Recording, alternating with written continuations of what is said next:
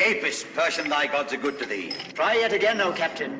Double or quits? No more. I'm not in the vein.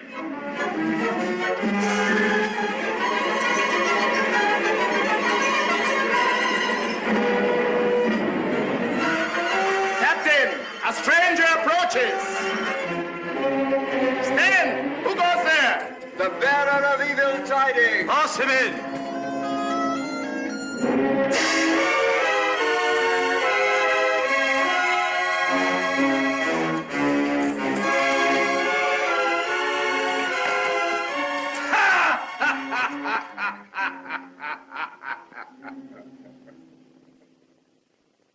Who art thou that laughest in the house of Cleópatra the queen, and in the teeth of Belzanor, the captain of our guard? I am Belafris, descended from the gods. Hail, cousin. Hail, cousin. All the queen's guards are descended from the gods, save myself. I am a Persian, descended from many a king. Hail, cousins. Hail, mortal. You have been in battle, Belafris, and you are a soldier among soldiers. You will not let the queen's women have the first of your tidings. I have no tidings, except that we shall all have our throats cut presently. Women, soldiers, and all. I thought so. Tell us what befell. Tell us. Know then that I serve in the guard of the Temple of Ra here in Memphis. We went to Alexandria to inquire of King Ptolemy how we of Egypt should deal with the Roman Pompey, newly come to our shores after his defeat by Caesar at Pharsalia. Caesar defeated Pompey?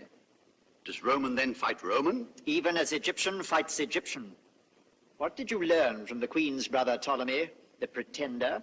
We learnt that Caesar is coming also in hot pursuit of his foe, and that Ptolemy has slain Pompey. Nay, more, we found that Caesar is already come, for we had not made half a day's journey on our way back when we came upon a city rabble flying from his legions. And ye, the temple guard, did ye not withstand these legions? What men could, that we did. But this Caesar throws a legion at you where you are weakest, as he throws a stone from a catapult.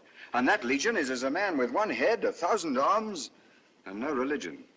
I have fought against them, and I know. Were you frightened, cousin? No, cousin, but I was beaten. Could ye not die? There was no time. All was over in a moment. But now I am come to warn you that you must open your gates to Caesar, for his advance guard is scarce an hour behind me, and there is not an Egyptian warrior left standing between you and his legion. Warlord! Lead him to the door, quick! Now this news will run through the palace like fire through stubble. What should we do to save the women from the Romans? Why not kill them? Because we should have to pay blood money. Better let the Romans kill them. It's cheaper. Oh, subtle one, oh, serpent. But your queen. True. We must carry off Cleopatra. I will take her on the crupper of my horse. What's the matter now? The sacred white cat has been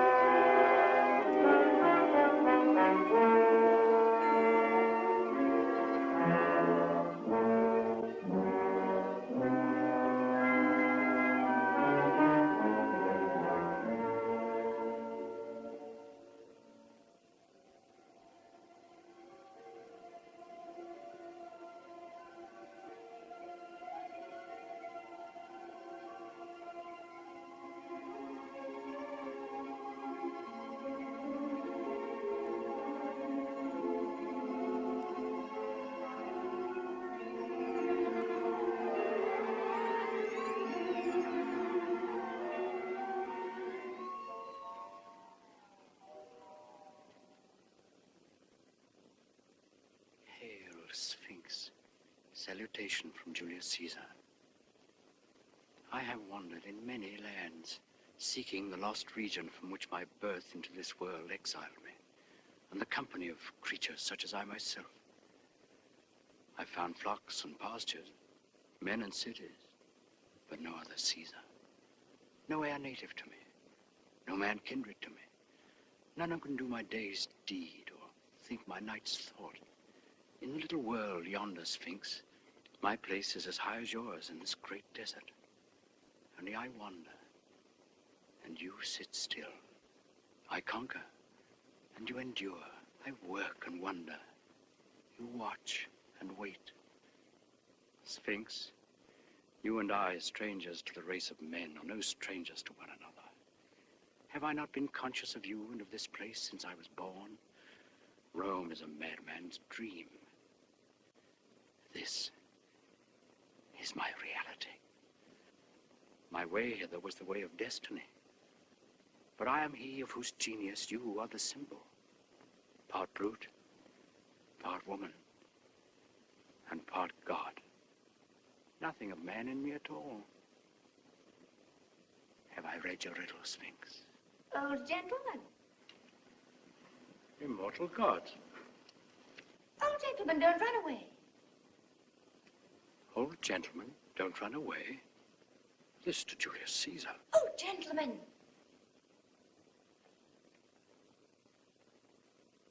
Sphinx, you presume on your centuries. I'm younger than you, for your voice is but a girl's voice as yet. Climb up here, quickly, or the Romans will come and eat you. A child at its breast. A divine child. Come up, quickly. You must get up at its side and creep round. Who are you? Cleópatra, Queen of Egypt. Queen of the Gypsies, you mean? You mustn't be disrespectful to me, or the Sphinx will let the Romans eat you. Come up. It's quite cozy here. What a dream. What a magnificent dream. Only let me not wake. Take care. Ah, that's right. Now, sit down. You may have the other paw. It is very powerful and will protect us. But it wouldn't take any notice of me or keep me company. I'm glad you've come. I was very lonely. Did you happen to see a white cat anywhere? Have you lost one? Yes, the sacred white cat. Isn't it dreadful? I brought him here to sacrifice him to the Sphinx. But when we got a little way from the city, a black cat called him, and he jumped out of my arms and ran away to it. Do you think that the black cat can have been my great-great-great-grandmother? Your great-great-great-grandmother? Well, why not? Nothing would surprise me on this night of nights. I think it must have been. My great-great-grandmother's great-grandmother was a black kitten of the sacred white cat. And my blood is made with Nile water. That is why my hair is so wavy. What are you doing here this time of night? Do you live here? Of course not. I am the queen. And I shall live in the palace of Alexandria when I've killed my brother who drove me out of it. When I'm old enough, I shall do just what I like. I shall be able to poison the slaves and see them wriggle. And pretend to Fatatatita, my nurse, that she's to be put into the fiery furnace. Meanwhile, why are you not at home and in bed? Because the Romans are coming to eat us all. You aren't at home in bed either. Oh, yes, I am. I live in a tent, and I'm now in that tent, fast asleep and dreaming. Do you suppose I believe you are real, you impossible little dream witch? You are a funny old gentleman. I like you. That spoils the dream. Why don't you dream that I'm young? I wish you were. Only I think I should be more afraid of you. I like men, especially young men with round, strong arms. But I'm afraid of them. You are old and rather wrinkly. But you have a nice voice, and I like to have someone to talk to. Though I think you are a little mad. It is the moon that makes you talk to yourself in that silly way. Oh, you heard that, did you? I was saying my prayers to the great Sphinx. But this isn't the great Sphinx. What? This is only a dear little kitten of the Sphinx. Why, the great Sphinx is so big it has a temple between its paws. This is my pet Sphinx. Tell me, do you think the Romans have any sorcerers who could take us away from the Sphinx by magic? Why, are you afraid of the Romans? Oh, they would eat us if they caught us. They are barbarians. Their chief is called Julius Caesar. His father was a tiger and his mother a burning mountain, and his nose is like an elephant's trunk. They all have long noses and ivory tusks and little tails and 7 arms with 100 arrows in each. And they live on human flesh. Would you like me to show you a real Roman? No. Oh, you're frightening me. No matter. This is only a dream. It is not a dream. It is not a dream. See! How dare you? You said you were dreaming. I only wanted to show you. Oh, come, don't cry. A queen mustn't cry. Cleopatra, can you see my face well? Yes. It is so white in the moonlight. Are you sure it is the moonlight that makes me look whiter than an Egyptian? Do you notice that I have a rather long nose? It is a Roman nose, Cleopatra. Bite him in two, Sphinx. Bite him in two. I meant to sacrifice the white. Yes, indeed, I did. Cleopatra, shall I show you a way to prevent Caesar from eating you? Do. I will steal the crown jewels and give them to you. I will make the river Nile water your lands twice a year. My child, your gods are afraid of the Romans. You see, the Sphinx dare not bite me, nor prevent me carrying you off to Julius Caesar. Won't you? You said you wouldn't. Caesar never eats women, but he eats girls and cats. Now, you're a silly little girl, and you're descended from the black kitten. You're both a girl and a cat. And will he eat me? Yes. Unless you make him believe that you're a woman. Oh. Then you must get a sorcerer to make a woman of me. Are you a sorcerer? Perhaps. But it'll take a long time. And this very night in the palace of your fathers, you must stand face to face with Caesar. No, I daren't. Whatever dread may be in your soul, however terrible Caesar may be to you, you must confront him as a brave woman and a great queen. And you must feel no fear. If your hand shakes, if your voice quavers, then night and death. But if he thinks you worthy to rule, he will set you on the throne by his side and make you the real ruler of Egypt. No, he will find me out. He will find me out. He is easily deceived by women. Their eyes dazzle him. Then we will cheat him. If you do that, he will eat you at one mouthful. Oh, no, please, I will be good. I will do whatever you tell me. I will be your slave. Hark. What was that? Caesar's voice. Let us run away. Come, oh, come. You are safe with me until you stand on your throne to receive Caesar. Lead me to your palace in the desert. Oh, I will. Come. The gods are angry. Do not feel the earth shaking. It is the tread of Caesar's legion. This way, quickly. And let us look for the white cat as we go. It is he who has turned you into a Roman. Incorrigible. Oh, incorrigible. Come, oh, come.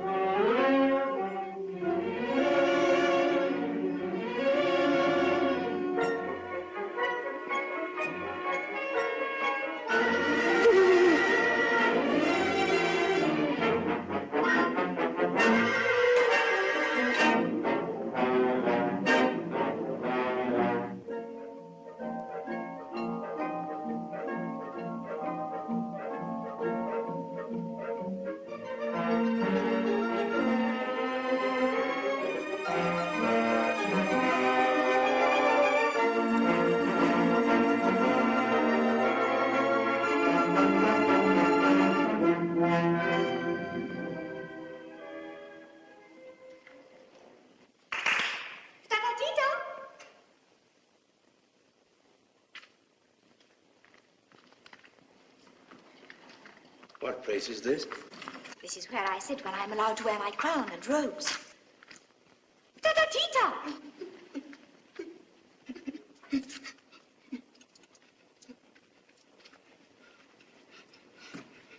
Order the slave to light the lamps.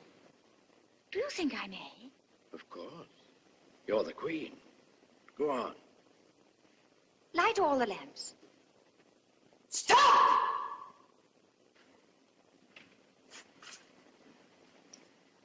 Who is this you have with you? How dare you order the lamps to be lighted without my permission? Who is she? Tita.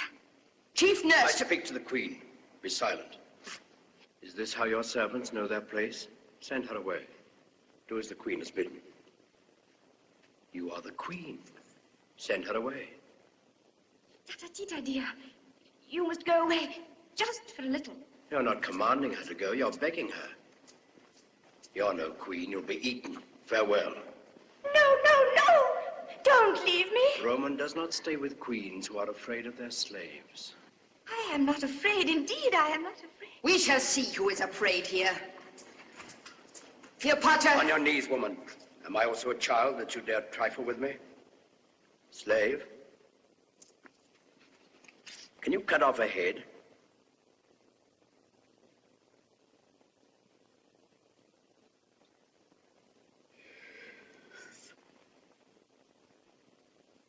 Have you remembered yourself, mistress? O Queen, forget not thy servant in the days of thy greatness. Go. Be gone. Go away. Give me something to beat her with.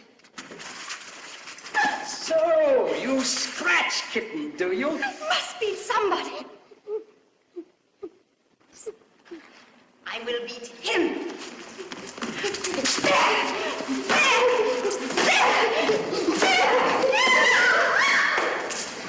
I am a queen at last. A real queen.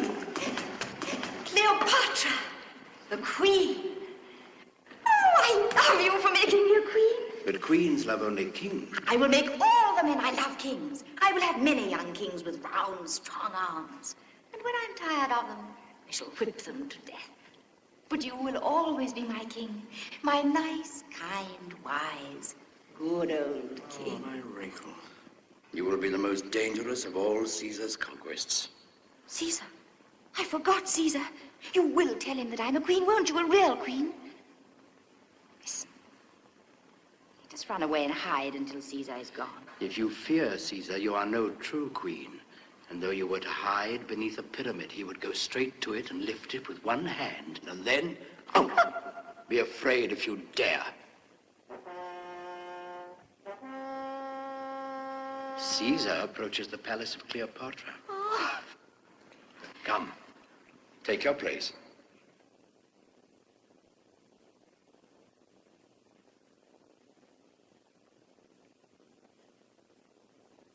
Oh there, Tita Tota. How'd you call your slaves? Clap your hands.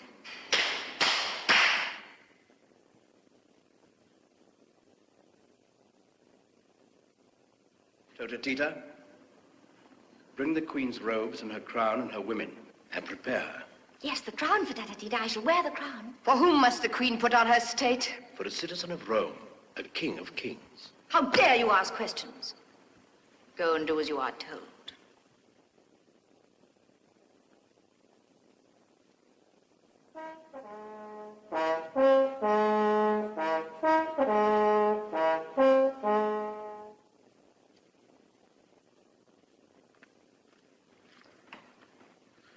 Of all the Queen's women, these two alone are left. The rest have fled. Two are enough. For Caesar generally has to dress himself. The Queen of Egypt is not a Roman barbarian. Be brave, my nursling.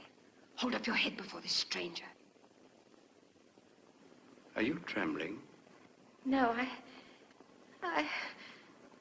You must tell Caesar that I am the queen.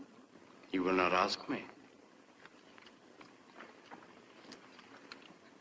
He will know Cleopatra by her pride, her courage, her majesty, and her beauty.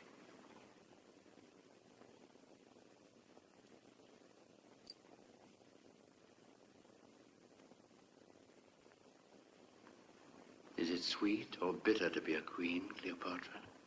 Bitter. Cast out fear, and you will conquer Caesar. Ho! Ho, sentinel!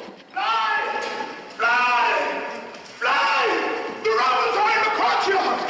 The robbers are in the courtyard! The queen must face Caesar alone. Answer, so be it. So be it. Good. You are my nursling. You have said so be it, and if you die for it, you must make the Queen's word good. Forward, march! Now, if you quail...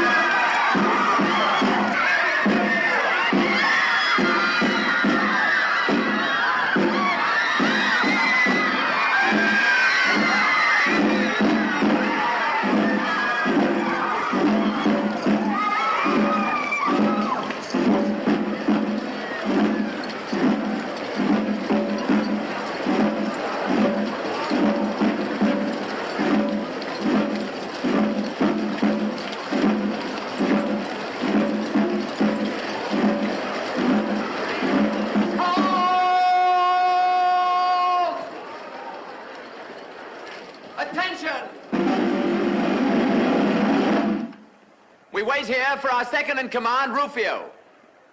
This city is Alexandria. Remember that. Alexandria, the capital of Egypt. You've got to behave yourselves here. Be stiffish with the men, but you may fraternize with the women. Silence! Silence, I tell you! That is Rufio. Attention! Half turn left! Half turn left!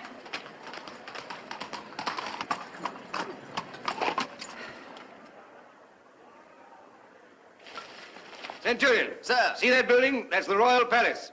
Caesar's in there. I'm going now to join him. Keep a platoon of picked men within call. They may be wanted. Picked men, you understand. Yes, sir.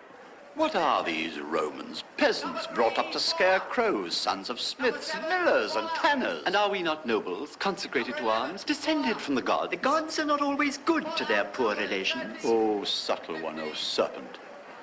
16, 18, 24. Let us wait and take sides with the winner. Ptolemy. Cleopatra.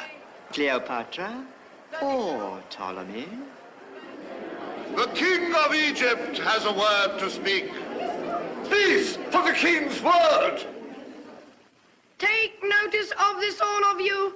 I am the firstborn son of Auletes, the flute blower, who was your king. My sister Berenice drove him from his throne and reigned in his stead. But...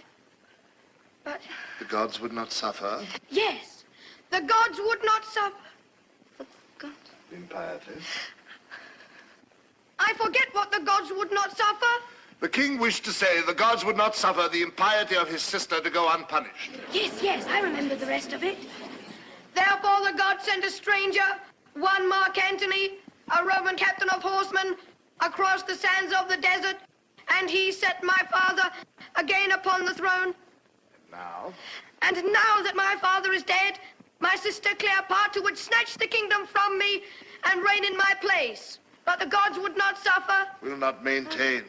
Oh, yes, will not maintain such iniquity, but with the help of the witch, Patata Tita, she has cast a spell on the Roman Julius Caesar to uphold her false pretense to rule Egypt. Take notice, then, that I will not suffer. I will not suffer. What is it that I will not suffer now? The king will not suffer a foreigner to take from him the throne of our Egypt. Tell the king, Achilles, how many soldiers and horsemen follow Julius Caesar? But 2 Roman legions, O king, 3,000 soldiers, and scarce 1,000 horsemen.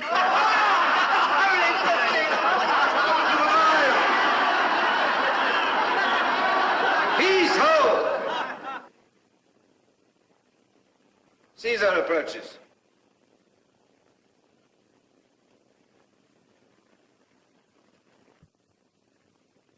The king permits the Roman commander to enter.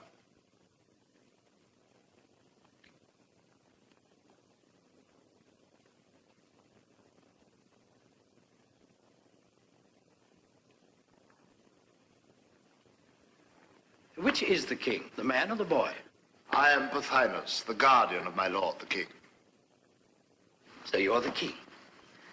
Dull work at your age. Eh? Your servant, Pothinus. And this gentleman? Achilles, the king's general. Ah, a general.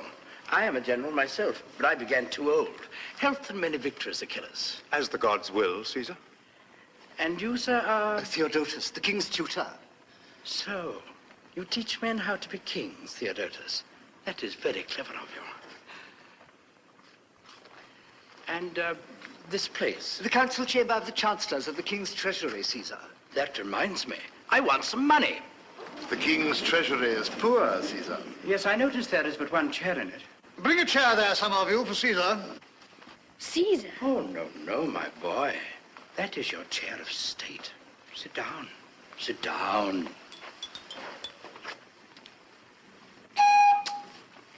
A chair for Caesar.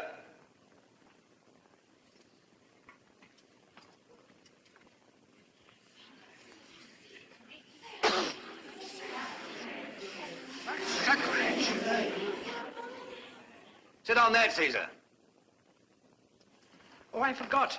I had not made my companions known to you, Pothinus. This gentleman is Rufio, my comrade in arms. This is Britanus, my secretary. Oh, no. He is an islander from the western end of the world.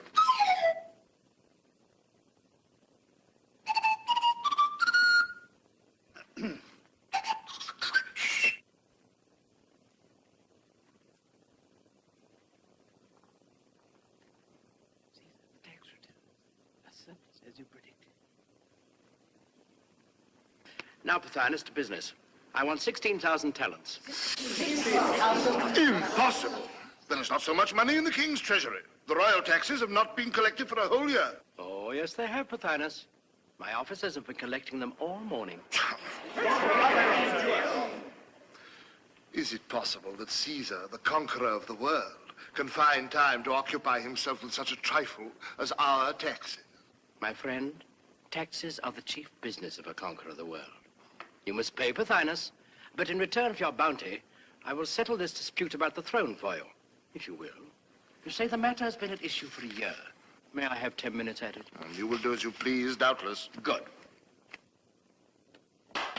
But first, let us have Cleopatra here. Cleopatra? She is not in Alexandria. I think she is. Call Tota Tita. Oh, there, Tita Tota! Who pronounces the name of Tata Tita, the Queen's chief nurse? No one can pronounce it Tota, except yourself. Where's your mistress? Will the Queen favor us with her presence for a moment? Am I to behave like a queen? Yes. You may go, Tata Tita.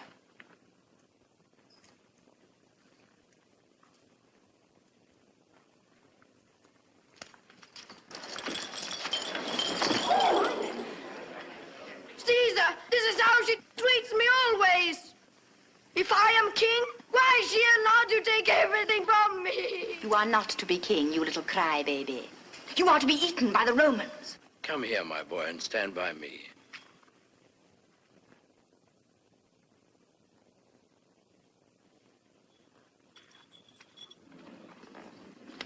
Take your throne, I don't want it.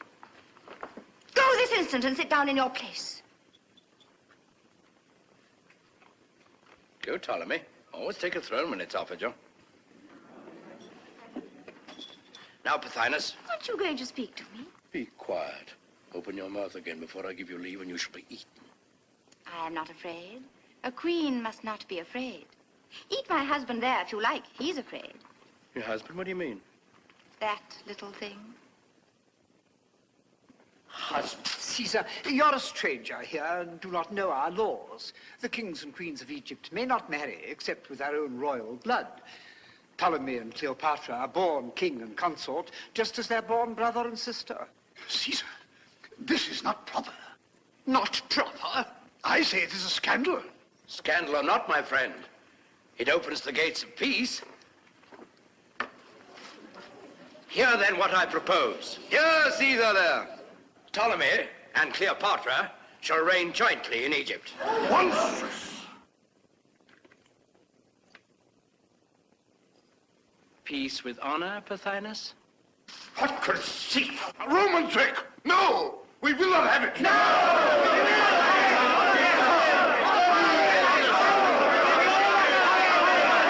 Caesar, be honest!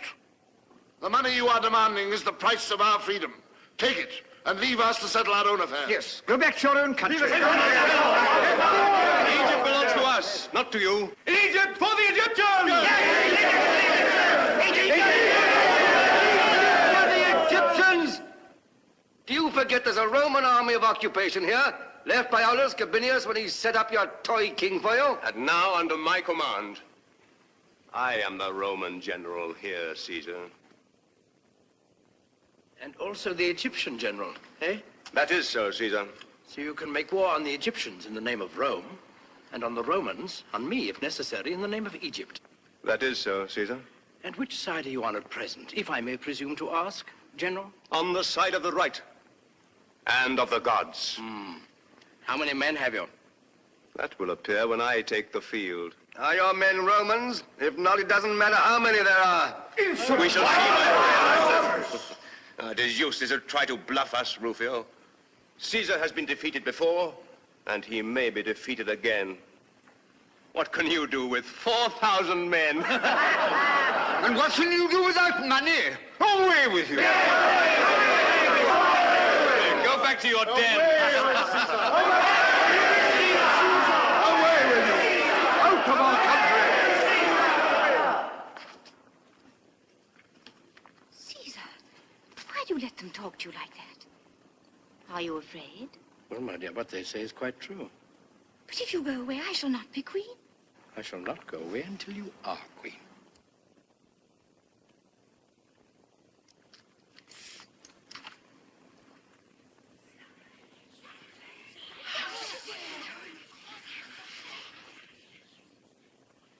Achilles, if you are not a fool, you will take that girl while she is under your hand.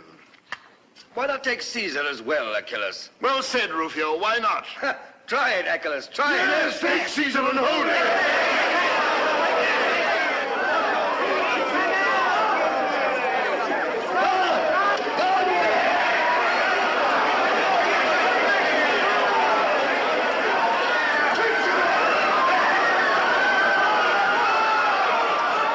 Egyptians, you are Caesar's prisoners. All of you. Oh, no, no, by no means. Caesar's guests, gentlemen. Caesar's guests. Won't you cut their heads off? Want to cut off your brother's head? Why not? He'd cut off mine if he got the chance. Wouldn't you, Ptolemy? I would. I will, too, when I grow up. Caesar, if you attempt to detain us... You will succeed, Egyptian. Make up your mind to that. The road to Rome is open, and you shall travel it, if Caesar chooses. I could do no less, Pothinus, to secure the retreat of my own soldiers. I am accountable for every life among them. I am the king's guardian. I stand on my right here. Where is your right? It is in Rufio's scabbard, my friend. I may not be able to keep it there much longer. And this is Roman justice. Not Roman gratitude, I hope. Is Caesar's life of so little account to him that he forgets that we have saved it? My life, is that all?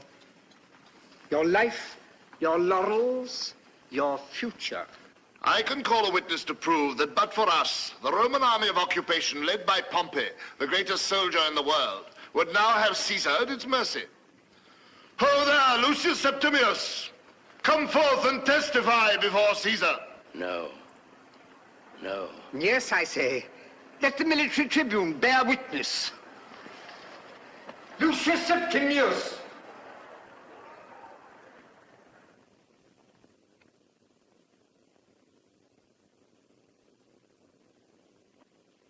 Bear witness, Lucius Septimius. Caesar came to Egypt in pursuit of his foe. Did we shelter his foe? As Pompey's foot touched the Egyptian shore, his head fell by the stroke of my sword. We have given you a full and sweet measure of vengeance. Vengeance? If I could stoop to vengeance, what would I not exact from you as the price of this murdered man's blood? Was he not my son-in-law, my ancient friend?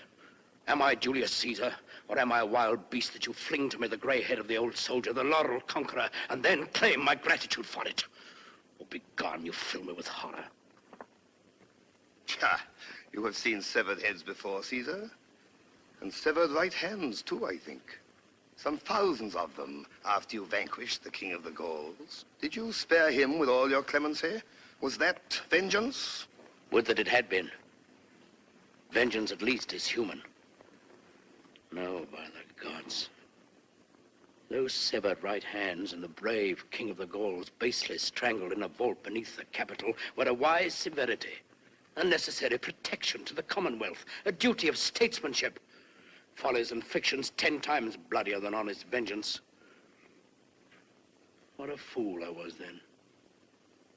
To think that men's lives should be at the mercy of such fools.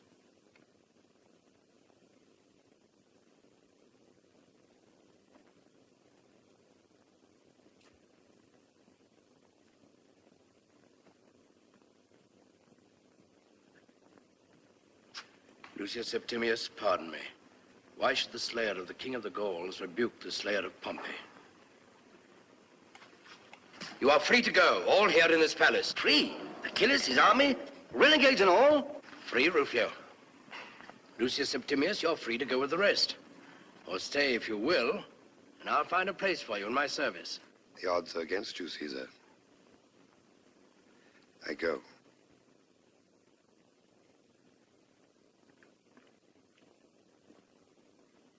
Farewell. Come, Vatinus, Achilles, whilst there is yet time.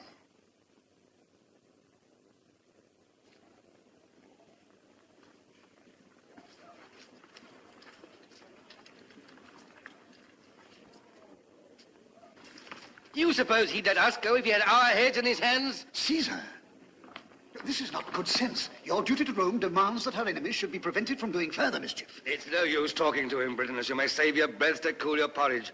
But mark this, Caesar. Clemency is very well for you. What is it for your soldiers who have to fight tomorrow the men you spared yesterday? You may give what orders you please, but I, for one, will take no prisoners. I'll kill my enemies in the field. Then I shall never have to fight them again. Now, with your leave, I'll see these gentry off the premises. What? Have they left the boy alone? Shame, shame. Come, Your Majesty.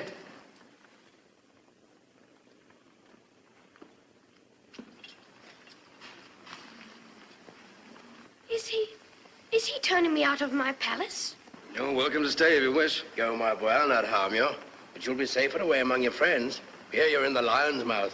It's not the lion I fear, but the jackal. Brave boy. Little silly. You think that very clever. Britanus, attend the king. Give him in charge of that Pothinus fellow.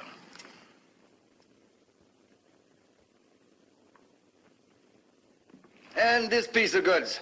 What's to be done with her? However, I suppose I may leave that to you. Did you mean me to go with the rest? You're free to do just as you please, Cleopatra. Then you don't care whether I stay or not. Of course, I'd rather you stay. Much rather? Much rather. Then I consent to stay, because I am asked. But I do not want to, mind.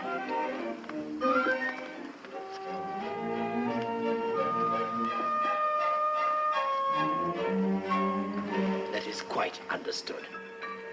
Tota Tita! My name is not Tota Tita. It is Tata Tita. Walter Fata Fita will forgive the erring tongue of a Roman. Tota, the Queen will hold state here in Alexandria, engage women to attend upon her, and do all that is needful. Am I then the mistress of the Queen's household? No. I am mistress of the Queen's household. Go and do as you are told, or I will have you thrown into the Nile this very afternoon to poison the poor crocodiles. Oh, no, no, no. Oh, yes. You are very sentimental, Caesar. But you are clever. And if you do as I tell you, you will soon learn how to govern.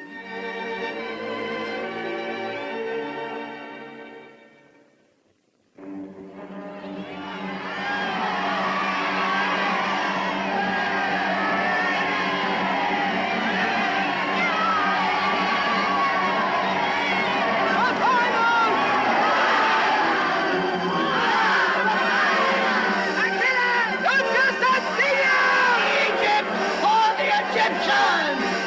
Egypt for the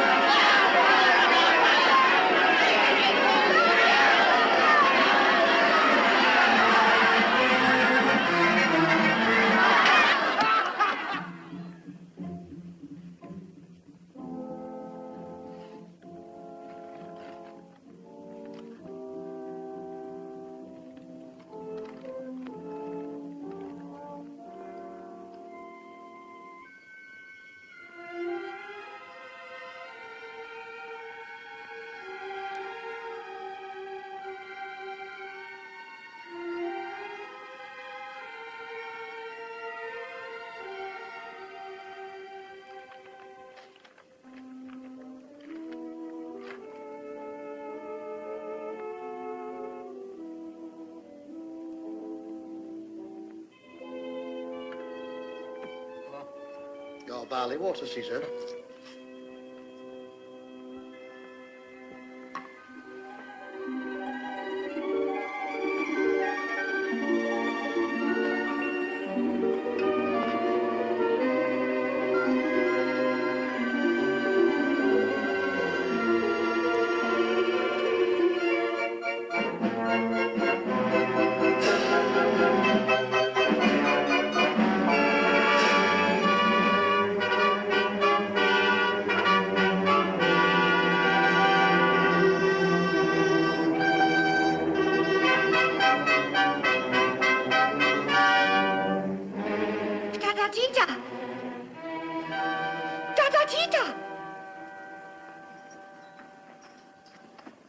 Get up, child. You must be bathed this morning.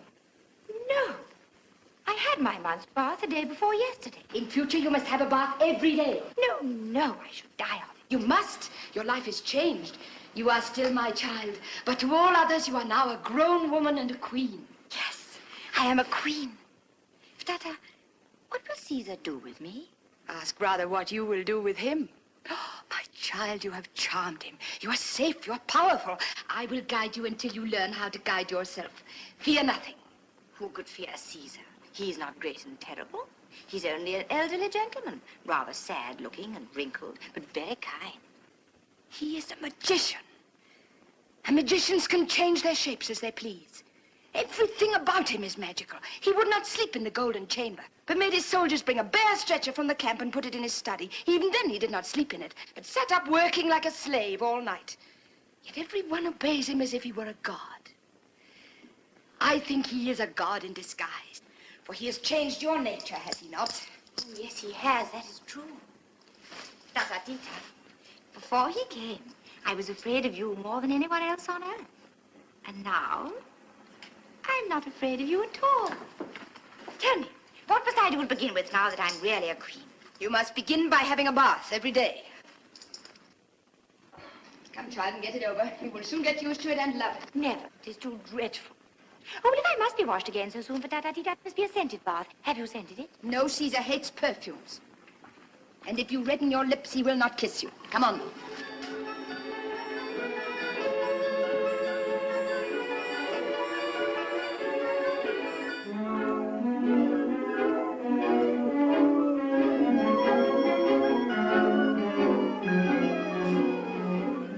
He must indeed be a god.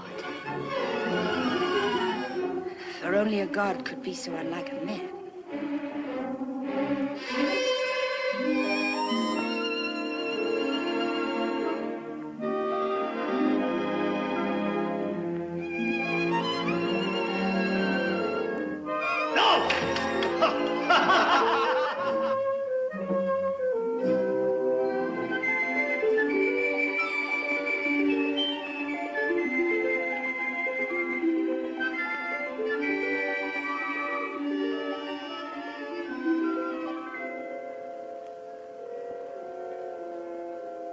Cleopatra, I really think I must eat you after all.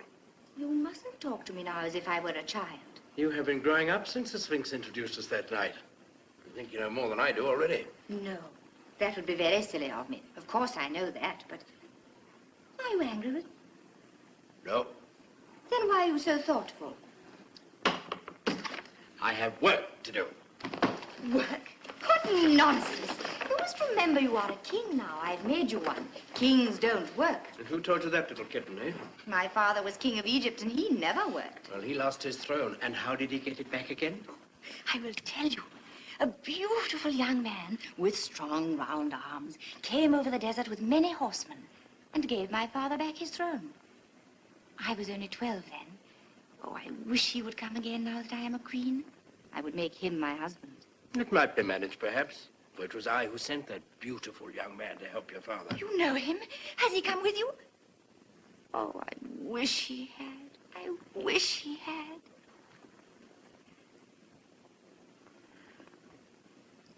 He is many, many years younger than you, is he not?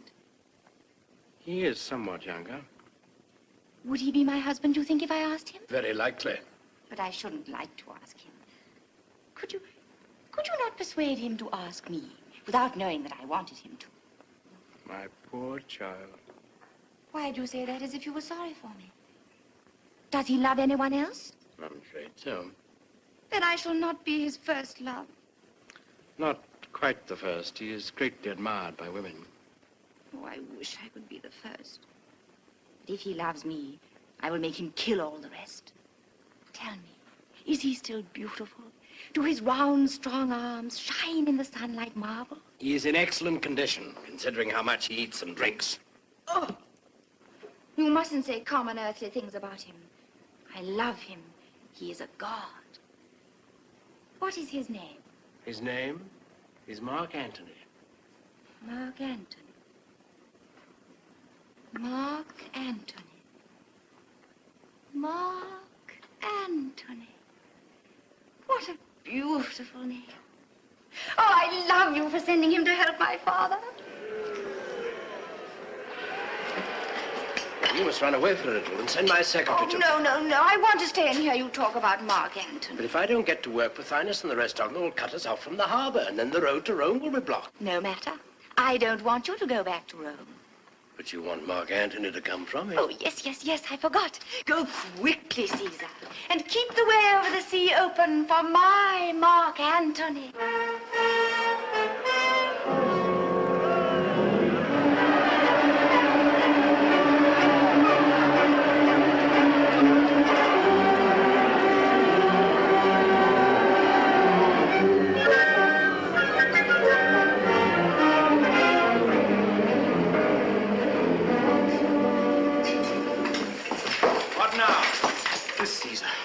Two of my comrades killed in the marketplace. Why? There's an army comes to Alexandria, calling itself the Roman army. The Roman army of occupation. Commanded by one Achilles. Well? The citizens rose against us when the army entered the gates. They set upon us. I cut my way out. Good, I'm glad to see you alive. Rufio, we're besieged. What, already? Caesar! Yes, I know. Combert, give the word to turn out on the beach and stand with the boats. Get your wound attended to. Britain, let's go with them. Rufio? We have some ships in the West Harbor. Burn them. Burn them? Take every boat we have in the East Harbor and seize the Pharos, that island with the lighthouse. Leave half our men behind to hold the beach and the quay outside this palace. That's the way home to Rome. For the rest, Egypt for the Egyptians. Well, you know best, I suppose. That all? That's all. Those ships burnt yet? Be easy, I shall waste no time. Caesar, Pothinus demands speech with you. Where is he? Waits in the council chamber. In my opinion, he needs a lesson. His manner is most insolent.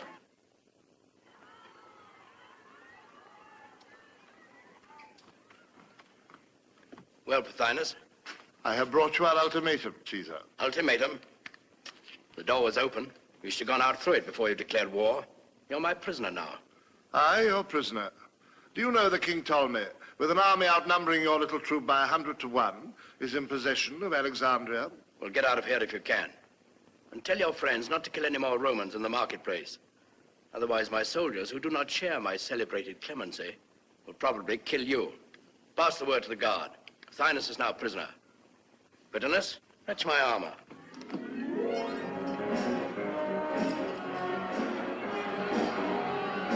Caesar! Caesar!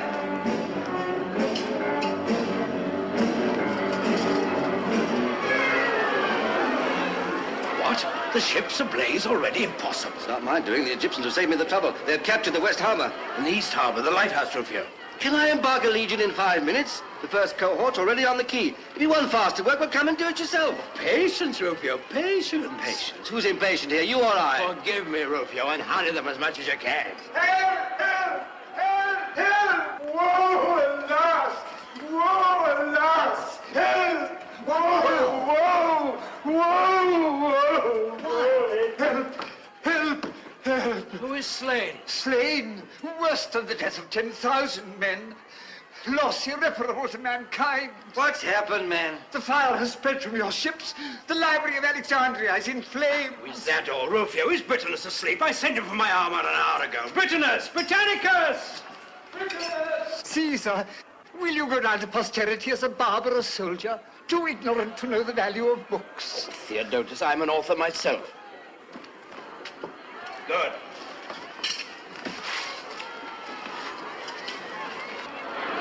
What is burning there is the memory of mankind. A shameful memory. Let it burn. Would you destroy the past? Aye, and build the future with its ruins. Hearken to me, Theodotus, teacher of kings. I cannot spare you a man nor a bucket of water just now, but you shall pass freely out of the palace. Away with you to Achilles. Borrow his legions to put out the fire. Caesar, posterity will bless you. Will you stay to talk whilst the memory of mankind is burning? Sentry, pass Theodotus out. Away with you! Away with you! I must save the library. What's this? You let him go? More clemency. I have let him go to save the library. We must respect literature, Rufio. Folly on folly's head. Besides, every Egyptian we imprison means imprisoning 2 good Roman soldiers to guard him, eh? I might have known there was some fox's trick behind your fine talking. All ready there! All ready! We wait for Caesar! Tell him Caesar's coming, the rogues. Oh, Caesar's guard there. Push off. All except the longboat. Stand by it to embark.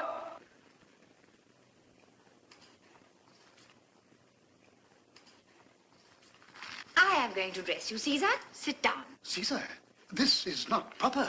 These Roman helmets are so becoming.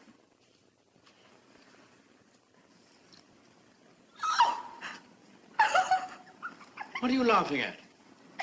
You're bald! Cleopatra. So that's why you wear the wreath. To hide it. Peace, Egyptian. They are the bays of the conqueror. Peace thou, islander. Oh. You should rub your head with strong spirits of sugar, Caesar. That will make it glow. Cleopatra, do you like to be reminded that you're very young? No.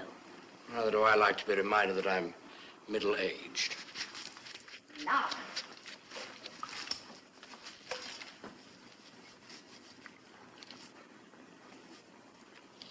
Oh, how nice.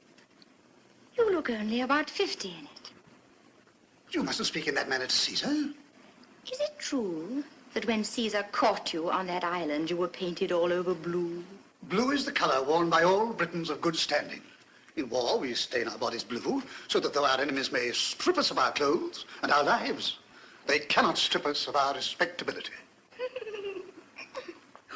Let me hang this on.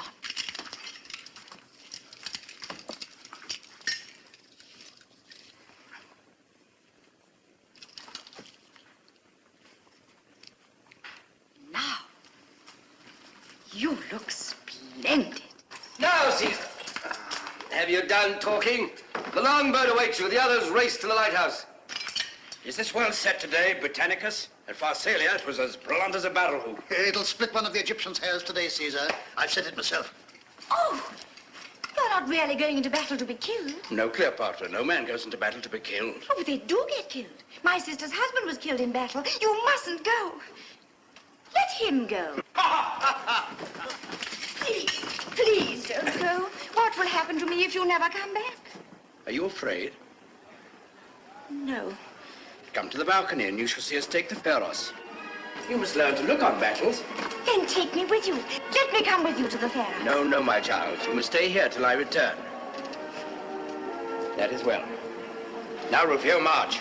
Oh! You won't be able to go. Why, what now? They're drying up the harbor with buckets. A multitude of soldiers over there.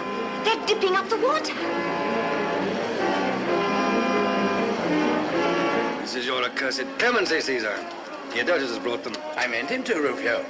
They've come to put out the fire. The library will keep them busy whilst we seize the lighthouse, eh? More foxing.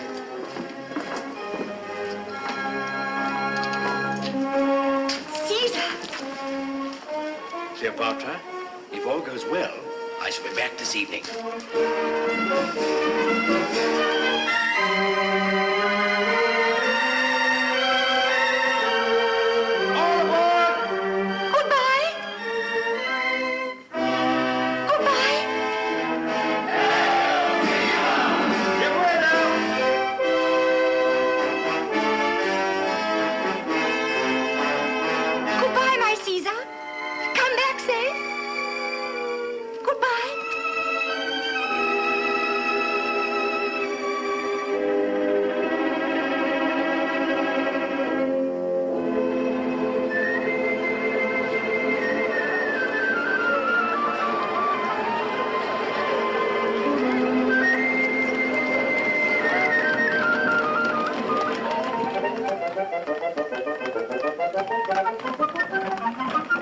there, eh? Stand!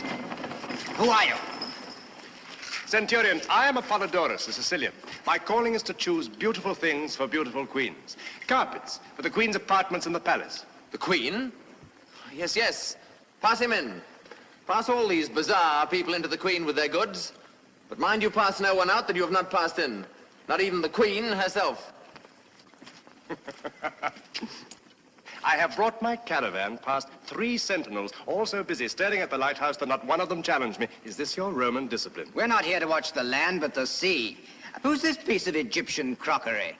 Apollodorus, rebuke this Roman dog, and bid him bridle his tongue in the presence of the mistress of the queen's household. This is a great lady who stands high with Caesar. Tita! What are you dreaming of? Tita! No, you must not come. There are men here. All that ever I was born. Tita, I've thought of something. I want a boat at once. A boat? No, you cannot. Apollodorus, speak to the queen. Beautiful queen, I am Apollodorus, the Sicilian, your servant from the bazaar. I have no time for carpets today. Get me a boat. You cannot go on the water except in the royal barge. Royalty of Tita lies not in the barge, but in the queen. A touch of your majesty's foot on the meanest boat in the harbor will make it royal. Apollodorus, you are my perfect knight, and I will always buy my carpets through you. Can you row? My oar shall be your majesty's wings. Ho there, boatman! Hey! Whither shall I row, my queen? To the lighthouse, come! Stand! You cannot pass. How dare you? Do you know that I am the queen? I have my orders. You cannot pass. Tita, strangle him. Keep off there. Pass on to the palace and take the queen in with you. And how if I do neither? Then I'll drive this pylon through him. At your service, my friend. Help him! I shall not need help, my lady. What should it be? Sword against pylon or sword against sword? Roman against Sicilian, Cassio. Take that!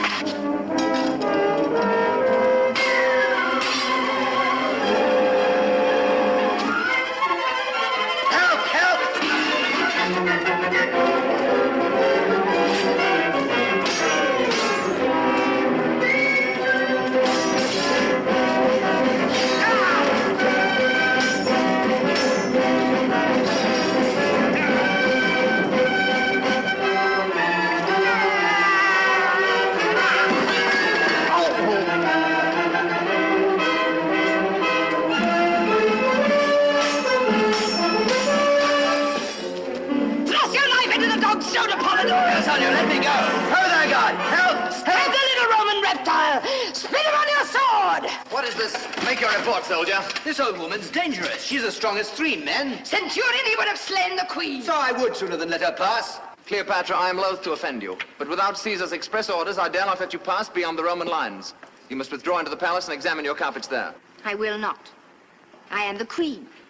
Caesar doesn't speak to me as you do.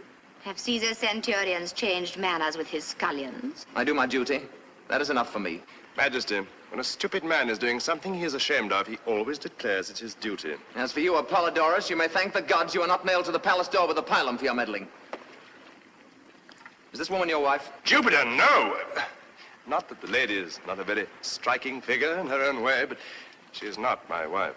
Roman, I am Tita, the mistress. Keep your hands off my men, mistress, or I'll have you pitched into the harbor though you were as strong as 10 men. We shall see whom Isis loves best. Her servant Tita or a dog of a Roman. 2 more men to this post here. See that no one leaves the palace but this man and his merchandise. If he draws his sword again, kill him.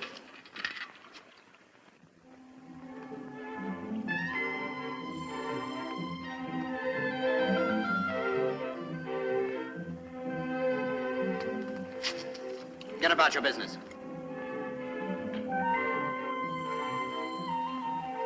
You ought to know better.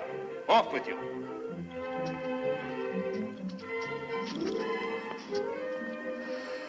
Do not tantalize a poor man. Fellow queens, the centurion is still at hand. The Roman soldiers are incorruptible when their officers are looking. I shall have to carry your word to Caesar. Are these carpets very heavy? It matters not how heavy. There are plenty of porters. How do they put them into the boats? Do they throw them down? Not into the small boats, Majesty. It would sink them. Not into that man's boat, for instance. No, too small.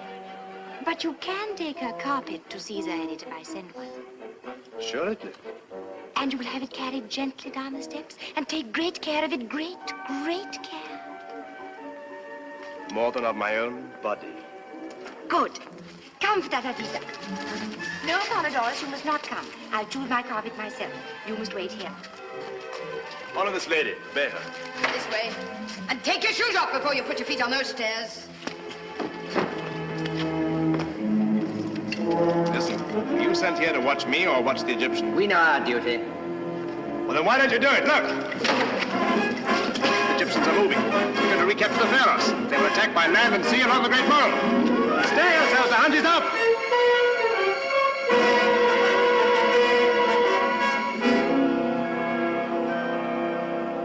Centurion, reinforce the platoons on the mole. Yes, sir.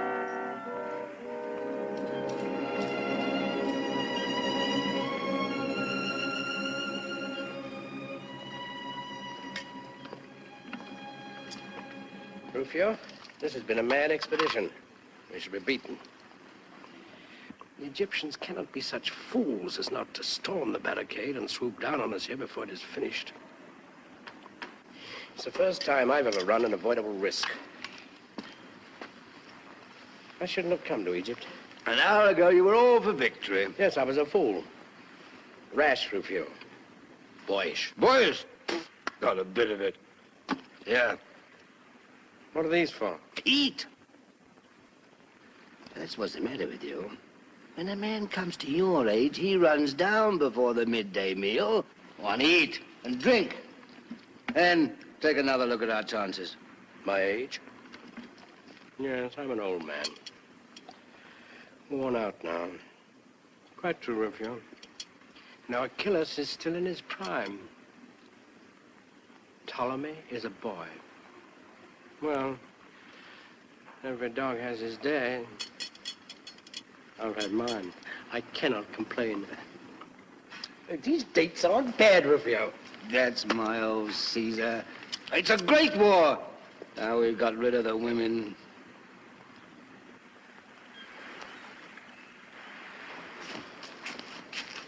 You again? Keep your distance. Come within a yard of me, you old crocodile, and I'll give you this in your jaw. Peace, Roman fellow. You are now single-handed. Apollodorus, this carpet is Cleopatra's present to Caesar. It has rolled up in it 10 precious goblets of the thinnest Iberian crystal and 100 eggs of the sacred blue pigeon. On your honor, let not one of them be broken. On my head be it. Lay it carefully into the boat. Those eggs of which the lady speaks must weigh more than a pound apiece. This boat is much too small for such a load. Yes, yes, Lord! It's bigger yet! Ah, thou injurious porter. Oh, thou unnatural son of a she-camel. My boat can carry 5 men. Shall it not carry your lordship and a bale of pigeons' eggs? Oh, thou mangy dromedary. The gods shall punish thee for this envious wickedness. I cannot quit this vale now to beat thee, but another day I will lie in wait for thee. Cease there, all of you! In the name of the gods, Apollodorus, run no risks with that bale. Fear not, thou venerable grotesque. I guess its great worth. Into the boat with it gently, my sons, my children. Gently, dogs! So, 'tis well. Do not step on it! Do not step on it! Be not excited, mistress. All is well. Oh, thou brute beast, thou hast given my heart a turn. Here. You hungry ones? Robber of the poor. It's not enough!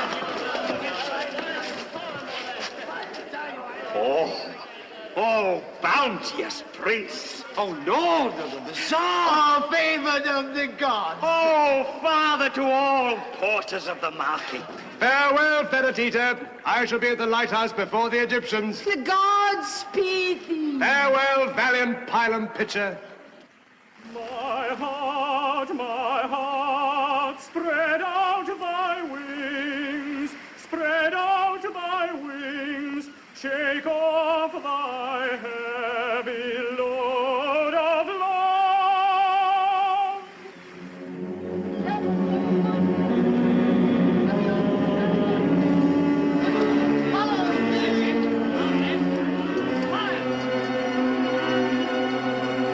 Caesar! Caesar! Caesar! Our brave mariners have captured a treasure. Our enemies are delivered into our hands. In that bag? Wait till you hear, Caesar. This bag contains all the letters that have passed between our enemies. Well?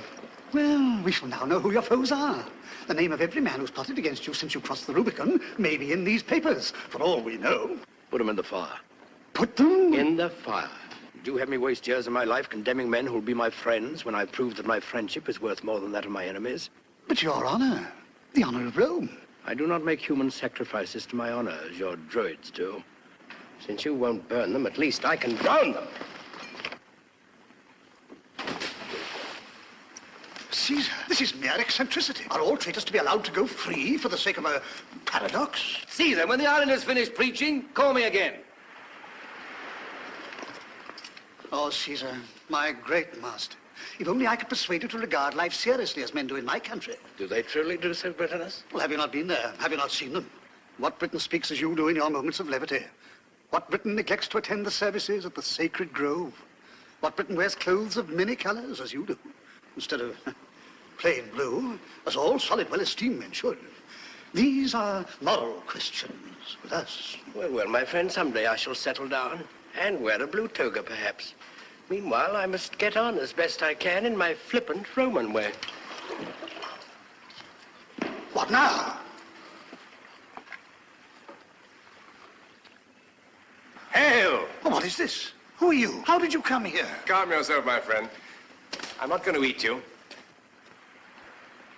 Hail, great Caesar! I am Apollodorus, a Sicilian, an artist. An artist? A vagabond? Peace, Mayor. Apollodorus is a famous patrician amateur. And I crave the gentleman's pardon. I understood him to say he was a professional. Welcome, Apollodorus. What is your business? First, to deliver to you a present from the Queen of Queens. Who is that? Cleopatra of Egypt. Apollodorus, this is no time for playing with presents. Pray you go back to the Queen and tell her that if all goes well, we shall return to the palace this evening. Caesar, I cannot return. As I approached the lighthouse, some fool threw a great leathern bag into the sea. It broke the nose of my boat. I had hardly time to get to the shore before my poor little cockle shell sank. I am sorry, Apollodorus. The fool shall be rebuked. Well, well, what have you brought me? The Queen will be hurt if I don't look at it. Caesar, have we time to waste on this trumpery? The Queen's only a child. Just so. That's why we mustn't disappoint her. Caesar, it's a Persian carpet, a beauty. And in it are, so I'm told, pigeon's eggs and crystal goblets and fragile precious things. I dare not from my head have it carried up that narrow ladder from the causeway. Swing it up by the crane, then. The crane? Oh, Caesar, I have sworn to tender this bale of carpet as I tender my own life. Then let them swing you up at the same time. If the chain breaks, you and the pigeon's eggs will perish together. Is Caesar serious? Well, his manner is frivolous. It's because he's an Italian, but he means what he says. Serious or not, he spake well. Give me a squad of soldiers to work the crane. No, it's worked by an elderly Tyrian and his son. Well-conducted youth of 14. What? An old man and a boy work that? 20 men, you mean? No, 2 only, I assure you. They have counterweights and a machine with boiling water, which I don't understand. So it isn't a British design. Leave the crane to me. Go and await the descent of the chain. Good. You will see me presently there, rising like the sun with my treasure. You really going to wait here for this foolery, Caesar? Why not? The Egyptians will let you know why not if they've got enough sense to make a rush before our barricade's finished. And here we are, waiting like children to see a carpet full of pigeons' eggs. Fear not, my son Rufio. When the first Egyptian takes his first step along the mole, the alarm will sound. And we too will reach the barricade before the Egyptians. We too, Rufio. I, an old man, and you, his biggest boy. And the old man will get there first. I wish I had some more of those dates.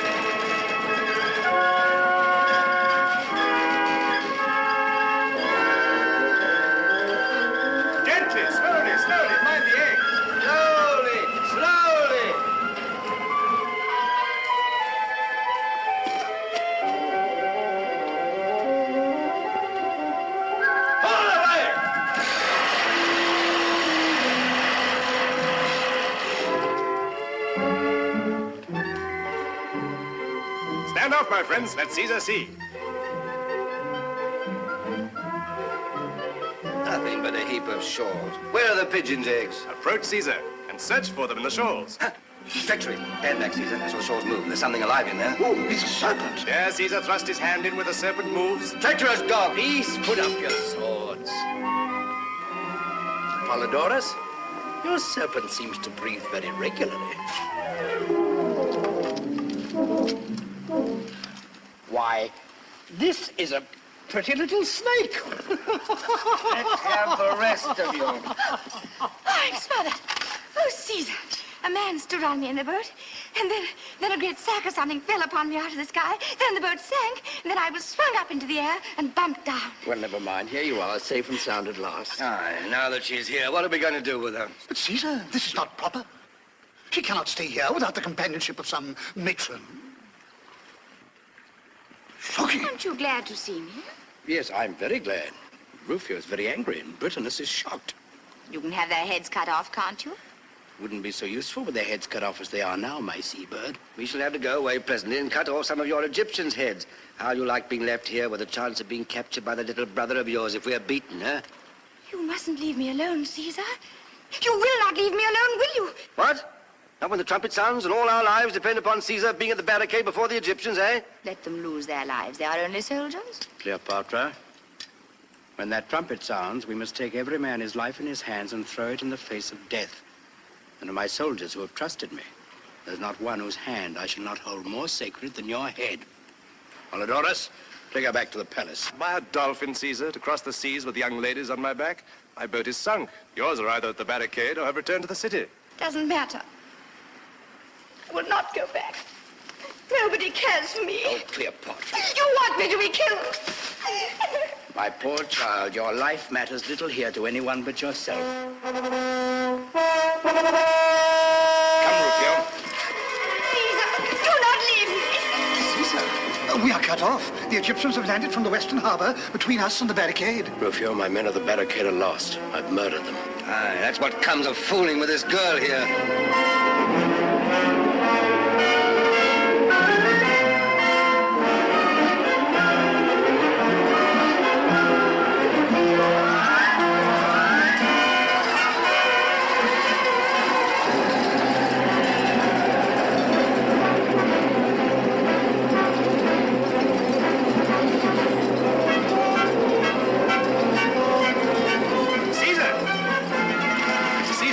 I know, we must defend ourselves here. But I thrown the ladder into the sea. They can't get in without it. And we can't get out if you thought of that. Not get out? Why not? You have ships in the East Harbor. Our galleys are standing in towards us already. And pray by what road are we to walk to the galleys? A road that leads everywhere, the diamond path of the sun and the moon. How far's the nearest galley? 50 fathoms. No, nearly a quarter of a mile, Apollodorus. Defend yourselves here until I send a boat from that galley. Have you wings, perhaps? Water wings, soldier! Behold! Bravo, Apollodorus! Bravo! By Jupiter, I will do that too, Britannicus. Are you mad? You shall not. Why not? Can I not swim as well as he? Can an old fool dive and swim like a young one? Old? Rufio, you forget yourself. I'll race you to the galley for a week's pay, Father Rufio. Me! What is to become of me? I'll carry you on my back to the galley like a dolphin. Rufio, when you see me rise to the surface, throw her in. No, I shall be drowned. And then in with you after her, both of you. Caesar, I am a man and a Briton, not a fish. I must have a boat. I can't swim. Neither can I. Stay here then, Britannicus, until I recapture the lighthouse. I'll not forget you. Now, Rufio. Have you made up your mind to this folly? Egyptians have made it up for me, and mind where you jump. I don't want you in the small of my back as I come up. One last word, Caesar. Do not let yourself be seen in the more fashionable part of Alexandria until you change your clothes. Oh, Apollodorus! The white upon the blue above is purple on the green below! Let me see! He's reached the ground! Ow!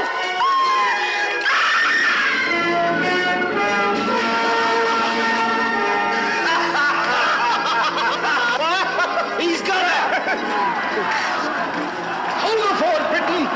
Caesar will not forget you!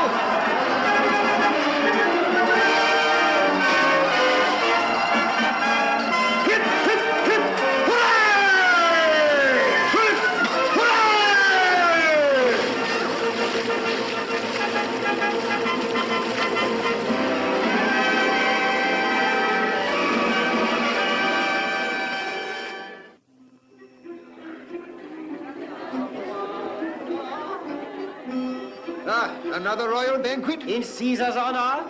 These Romans are magicians. For 6 months, a mere handful of them have held the palace against the whole of Egypt's armed forces. And look at their escape from the Pharaohs. Who but a magician could swim like a dolphin at Caesar's age, carrying the queen on his back? That might be the queen's magic. She rides on Caesar's back on land now, as on the sea.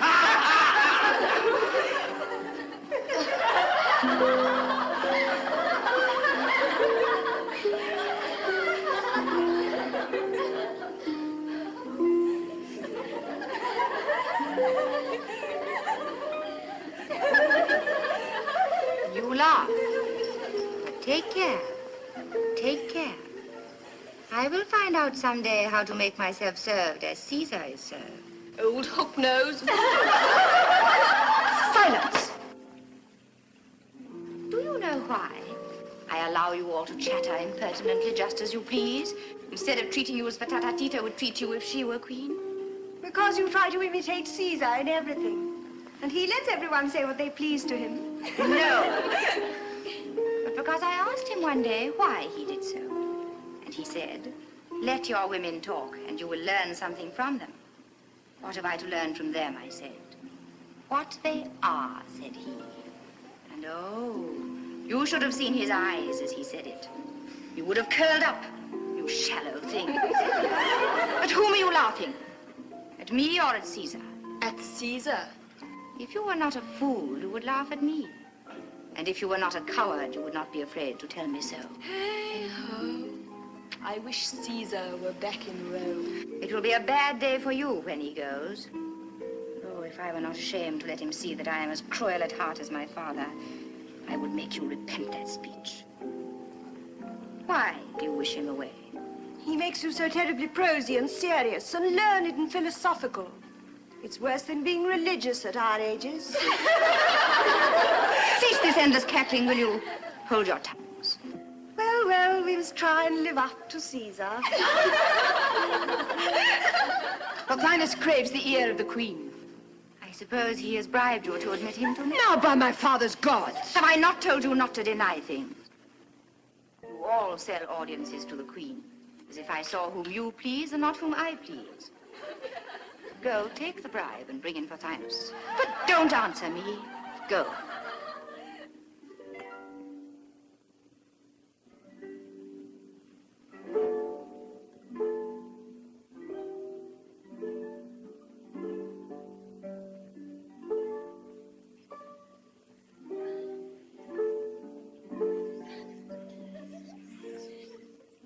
I want to learn to play the harp with my own hands. Caesar loves music. Can you teach me? Assuredly. I and no one else can teach the Queen. All other teachers are quacks. I have exposed them repeatedly. Good, you shall teach me. How long will it take? Not very long, only 4 years. Your Majesty must first become proficient in the philosophy of Pythagoras, and then... Has she become proficient in the philosophy of Pythagoras? Oh, she is but a slave. She learns as a dog learns. Well, then, I will learn as a dog learns, for she plays better than you. You shall give me a lesson every day for a fortnight. After that, whenever I strike a false note, you shall be flogged. If I strike so many that there is no time to flog you, you shall be thrown into the Nile to feed the crocodiles. Give the girl a gold piece and send them away. Yeah, but true art cannot be thus forced. What is this? Answering the Queen forsooth, out with you.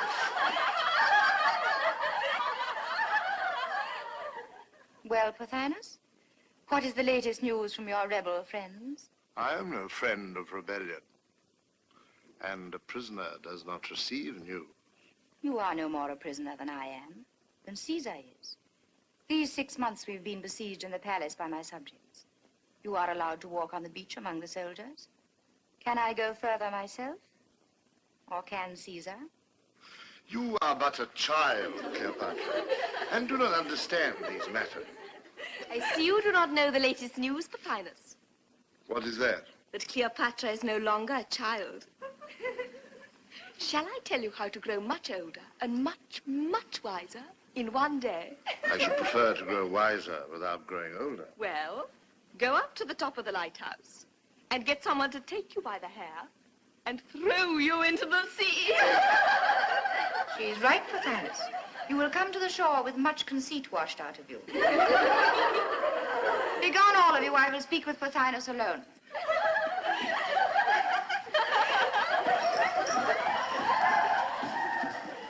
What are you waiting for? It is not meet that the queen remain alone. Must I sacrifice you to your father's gods, Tita, to teach you that I am Queen of Egypt and not you? You are like the rest of them.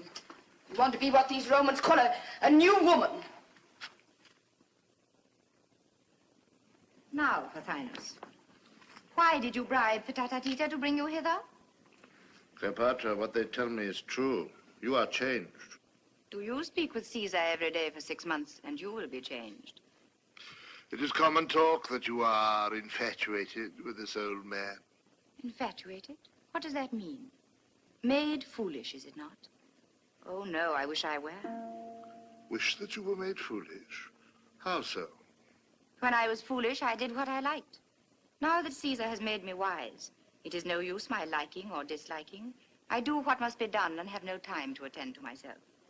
This is not happiness, but it is greatness. I think if Caesar were gone, I could govern the Egyptians. Cleopatra, this may be the vanity of youth. No, it is not that I am so clever, but that the others are so stupid. Truly, that is the great secret. Now, tell me what you came to say. Nothing. Nothing? At least to beg for my liberty, that is all. For that you would have knelt to Caesar. No, Pothinus. You came with some plan that depended on Cleopatra being a little nursery kitten. Now that Cleopatra is a queen, your plan is upset. Is Cleopatra then indeed a queen, and no longer Caesar's prisoner and slave? Pothinus, we are all Caesar's slaves. All we in this land of Egypt, whether we will or no. And she who is wise enough to know this will reign when Caesar departs. You harp on Caesar's departure. What if I do? Does he not love you? Love me? Pothinus, Caesar loves no one. He makes friends with everyone as he does with dogs and children. His kindness to me is a wonder. Neither mother, father, nor nurse have ever taken so much care of me, or thrown open their thoughts to me so freely. But how can you be sure that he does not love you as men love women? Because I cannot make him jealous. I have tried. Perhaps I should have asked then, do you love him? Can one love a god? Besides, I love another Roman. No god, but a man. One who can love and hate, and one whom I can hurt and would hurt me. Does Caesar know this? Yes. He is not angry? He promises to send him to Egypt to please me. I do not understand this man. You understand Caesar. How could you? I do, by instinct. Your Majesty caused me to be admitted today. What message has the Queen for me? This. You think that by making my brother king, you will rule Egypt, because you are his guardian and he is a little silly. The Queen is pleased to say so. The Queen is pleased to say this also. Caesar will eat up you, and Achilles, and my brother, as a cat eats up mice. And he will put on this land of Egypt as a shepherd puts on his garment. And when he has done that, he will return to Rome and leave Cleopatra here as his viceroy. That he shall never do. We have 1,000 men to his 10, and we shall drive him and his beggarly legions into the sea. You rant like any common fellow. Cleopatra! Enough! Stratotita! Caesar has spoilt me for talking to weak things like you. I know to whom I must go now. Let me go forth from this hateful place. What angers you? The curse of all the gods of Egypt be upon her. She hath sold her country to the Roman, that she may buy it back from him with her kisses. Fool, did she not tell you that she would have Caesar gone? You listened? I took care that some honest woman should be at hand whilst you were with her. Mark this, mistress. You thought before Caesar came that Egypt should presently be ruled by you and your crew in the name of Cleopatra. I set myself against... Aye, that it might be ruled by you and your crew in the name of Ptolemy. No, better me, or even you, than a woman with a Roman heart. And that is what Cleopatra is now become. Whilst I live, she shall never rule. So guide yourself accordingly.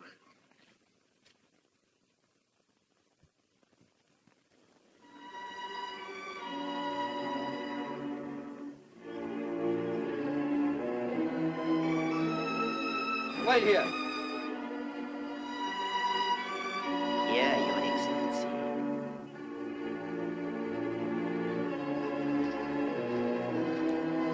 The Roman commander will await Caesar here.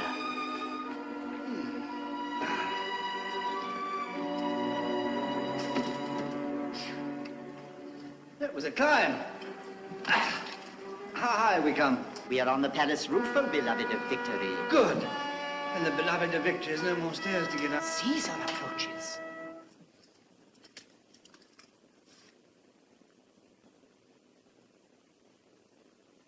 Why, Rufio, a new baldric, a new golden pommel to your sword. And you've had your hair cut. Oh, but not your beard. Impossible. Perfumed by Jupiter Olympus. Well, is it to please myself? No, Rufio, my son, but to please me, to celebrate my birthday. Your birthday. You always have a birthday when there's a pretty girl to be flattered or an ambassador to be conciliated. Rufio. Oh, we had 7 of them in 10 months last year. Alas, Rufio, I shall never break myself of these petty deceits. Have you noticed something before my time? Ah, I thought that meant something. What is it? Pothinus wants to speak to you. I advise you to see him. There's some plotting going on here among the women. Who is Pothinus? Oh, yes. Has he not escaped? No. Why not? Have I not told you always to let prisoners escape unless there are special orders to the contrary? Are there not enough mouths to be fed without his? Yes, and if you'd have a little sense and let me cut his throat, you'd save his rations. Anyway, he won't escape. He prefers to stay and spy on us. And you want me to see him? Oh, I don't want anything. I dare say you'll do what you like. Don't put it on me. Well, well.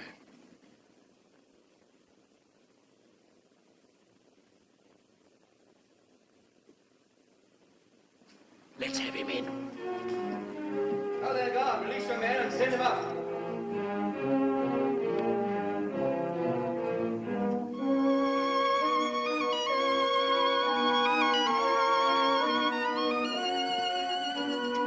To dine with us besides Cleopatra. Polydorus, the Sicilian. Oh, that popinjay. Come, the popinjay is an amusing dog. Tells a story, sings a song, and saves us the trouble of flattering the queen.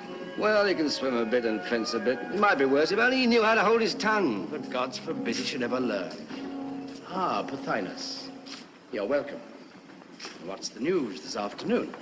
Caesar, I come to warn you of a danger and to make you an offer. Never mind the danger. Make the offer. Never mind the offer. What's the danger? Caesar, you think that Cleopatra is devoted to you. My friend, I already know what I think. Come to your offer. I will deal plainly. I know not by what magic you have been enabled to defend a palace and a few yards of beach against a city and an army. But we know now that your gods are irresistible and that you are a worker of miracles. I no longer threaten you. Very handsome of you indeed. So be it. You are the master. Yes, yes, my friend. But what then? Spit it out, man. What have you to say? I have to say that you have a traitress in your camp. Cleopatra! The queen! Spit it out sooner, you fool. Now it's too late. What is he doing here? Just going to tell me something about you. You shall hear it.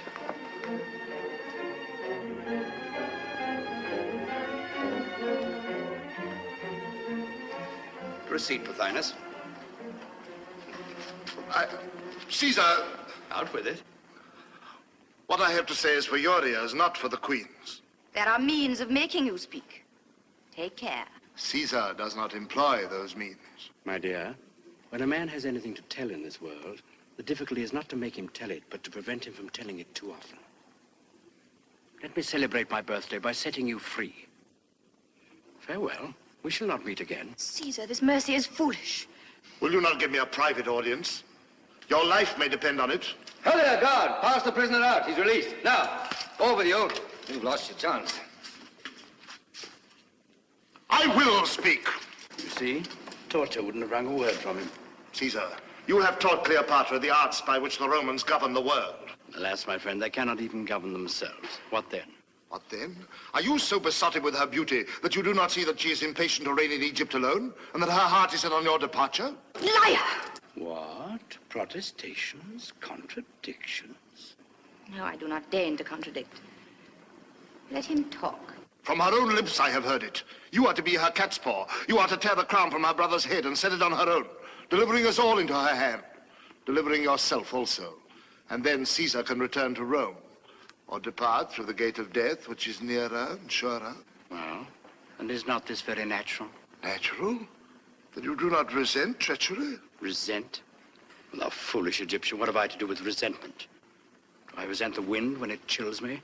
Or the night when it makes me stumble in the darkness? Tell me such a story as this is to tell me that the sun will rise tomorrow. But it is false, false, I swear it. It is true, though you swore it 1,000 times and believed all you swore.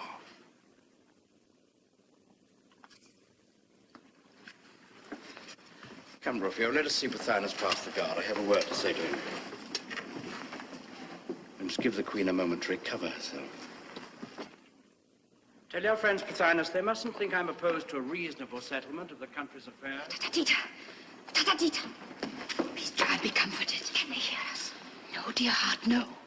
If he leaves the palace alive, never see my face again. He?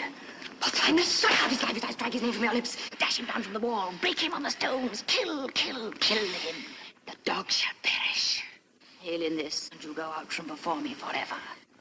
So be it. You shall not see my face until his eyes are darkened. Come soon, soon. As the light dies, he shall die.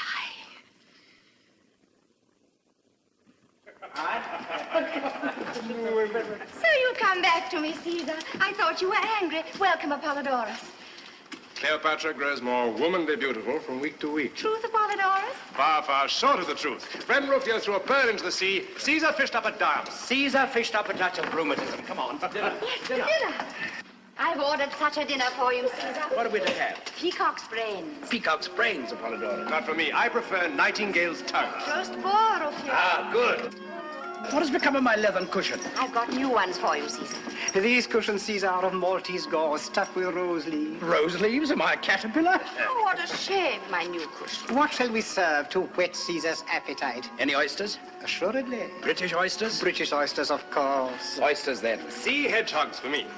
Have we nothing solid to begin with? Field fares with asparagus. Fattened fowls, Rufio. Have some fattened fowls. Aye, that'll do. Field fares for me. Caesar will deign to choose his wine, Sicilian, Tuscan, Macedonian, Chianti. All Greek. Try the Sicilian, Caesar. Bring me my barley water. Oh. Bring me my Falernian. It's a waste of time giving you dinner, Caesar. My scullions would not condescend to your diet. Well, well, let's try the Falernian. But when I return to Rome, I shall make laws against these extravagances. I will even get the laws carried out. Never mind. Today you are to be like other people. Idle, luxurious, and kind. Well, well. For once I will sacrifice my comfort. There. So now you're satisfied.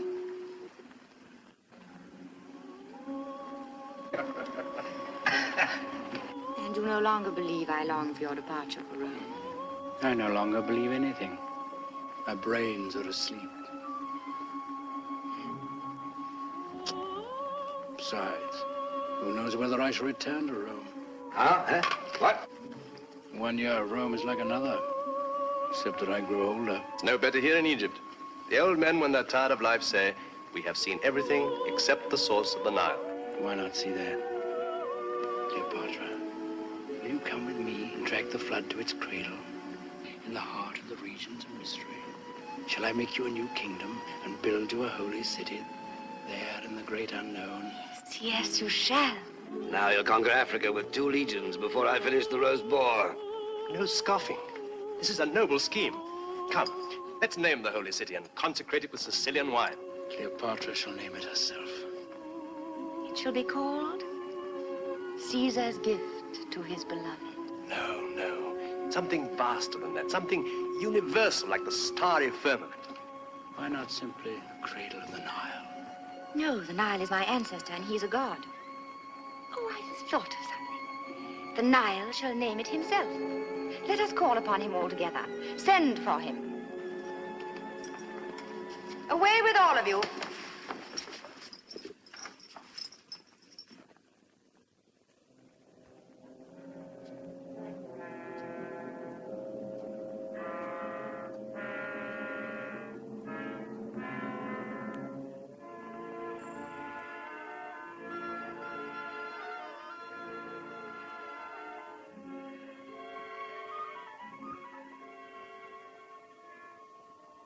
Go, I am a priestess and have power to take your charge from you. What hocus pocus is this? It is not hocus pocus.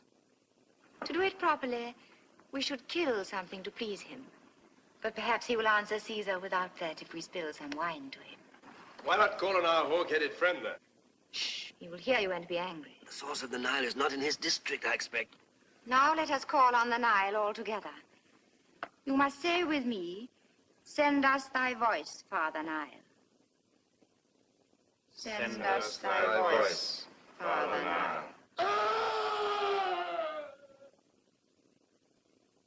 What was that? What was It is nothing. They are beating some slave. Nothing. A man with a knife in him, I'll swear. A murder? Silence. Did you hear that? Another cry? No, it's that. Something fell, I think. Something with bones in it, huh? Rufio. Will you leave me, Caesar? Apollodorus, are you going? Faith, dearest queen, my appetite is gone. Polydorus, go down to the courtyard. Find out what has happened. Your soldiers have killed somebody, perhaps. What does it matter? This must be seen to.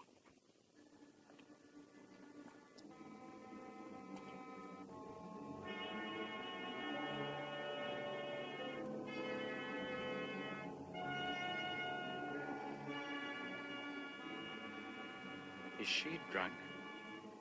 Not with wine.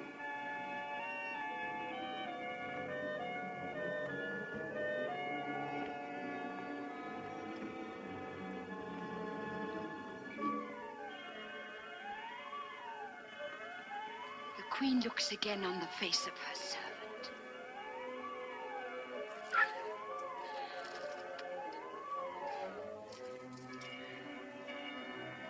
There's some mischief between those two.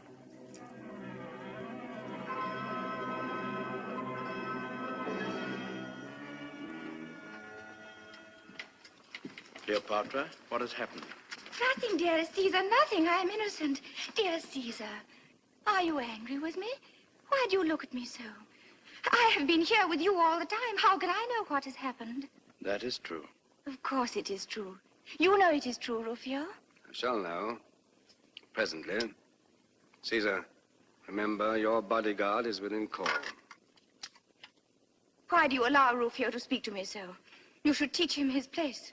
Teach him to be my enemy and to hide his thoughts from me as you are now hiding yours. Why do you say that, Caesar? Indeed, indeed, I am not hiding anything. You are wrong to treat me like this. I'm only a child, and you turn into stone because you think someone has been killed. I can't bear it. But there, I know you hate tears. You shall not be troubled with them. Only, I am so silly. I cannot help being hurt when you speak coldly. Of course, you are quite right. It is dreadful to think of anyone being killed or even hurt. And I hope nothing really serious. What has frightened you into this? What have you done? Ah, that sounds like the answer. I have not betrayed you, Caesar, I swear it. I know that. I haven't trusted you.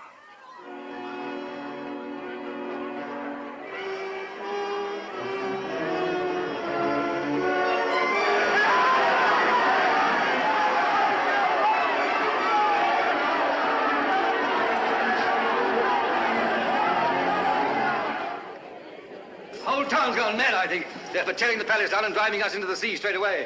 We laid hold of this renegade. We were clearing him out of the courtyard. Release him. What has offended the citizens, Lucius Septimius? What did you expect, Caesar? Pothinus was a favorite of theirs. What has happened to Pothinus? I set him free here but an hour ago. Did they not pass him out? Aye, through the gallery arch, 60 feet above ground, with 3 inches of steel in his ribs. He is as dead as Pompey. We are quits now as to killing, you and I. Assassinated. Our prisoner. Our guest. Rufio. Whoever did it was a wise man and a friend of yours. But none of us had a hand in it. No, it's no use frowning at me. He was slain by order of the Queen of Egypt.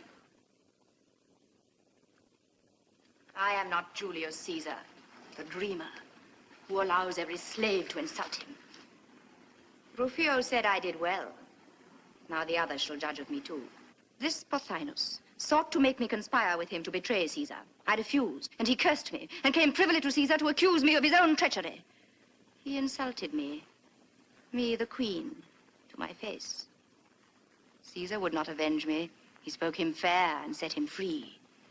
Was I right to avenge myself? Speak, Lucius. I do not gainsay it, but you'll get little thanks for it from Caesar. Apollodorus, speak. Was I wrong? I have but one word of blame, most beautiful. You should have called on me, your knight, and in fair duel, I should have slain the slanderer. I will be judged by your very slave, Caesar. Britanus, speak. Was I wrong? Were treachery, falsehood, and disloyalty left unpunished, society must become like an arena full of wild beasts tearing one another to pieces. Caesar is in the wrong. And so the verdict is against me, it seems.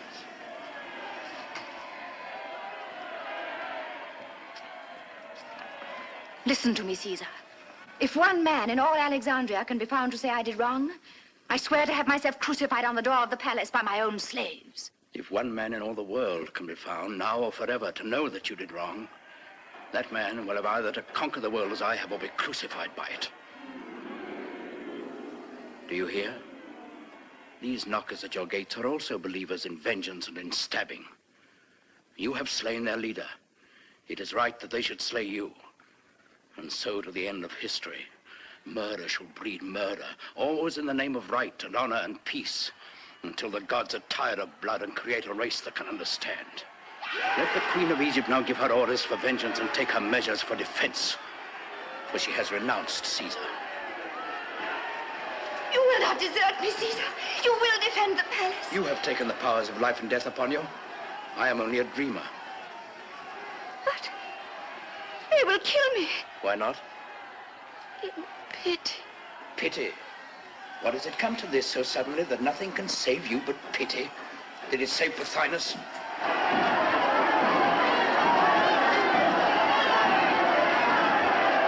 Caesar, enough of preaching. The enemy's at the gate. And what has held him baffled at the gate all these months? Was it my folly as you deem it, or your wisdom? In this Egyptian Red Sea of blood, whose hand has held all your heads above the waves? And yet when Caesar says to such an one, friend, go free, you, clinging for your little life to my sword, dare steal out and stab him in the back. By the gods, I'm tempted to open my hand and let you all sink into the flood. Will you desert us because we're a parcel of fools? I mean no harm by killing. I do it as a dog kills a cat, by instinct. We're all dogs at your heels, but we have served you faithfully. Alas, Rufio, my son, as dogs we're like to perish now in the streets. Caesar, what you say has an Olympian ring in it. But I'm still on the side of Cleopatra. If we must die, she shall not want the devotion of a man's heart or the strength of a man's arm. But I do not want to die. Oh, ignoble. Ignoble. Hearken to me, Caesar. It may be ignoble, but I too mean to live as long as I can. Well, my friend, you are likely to outlive Caesar. Does Caesar despair? He who has never hoped can never despair. Caesar, in good or bad fortune, looks his fate in the face. Look it in the face now, and it will smile as it always has for Caesar. You presume to encourage me? I offer you my services. I will change sides, if you will have me. But at this point? At this point. Do you suppose Caesar is mad to trust you? I do not ask him to trust me until he is victorious. I ask for my life and a command in Caesar's army. And since Caesar is a fair dealer, I will pay in advance. Pay? How? With a piece of good news for you. What news? What news? What news did you say, my son Rufio? The relief has arrived. Mithridates of Pergamus is on the march. Is it not so, Lucius Septimius? He has taken Pelusium. Lucius, you are henceforth my officer. Rufio, the Egyptians must have sent every soldier from the city to prevent Mithridates crossing the Nile. There is nothing in the streets now but mob. Mob! It is so. Mithridates is marching by the great road to Memphis to cross above the Delta. Achilles will fight him there. Achilles shall fight Caesar there.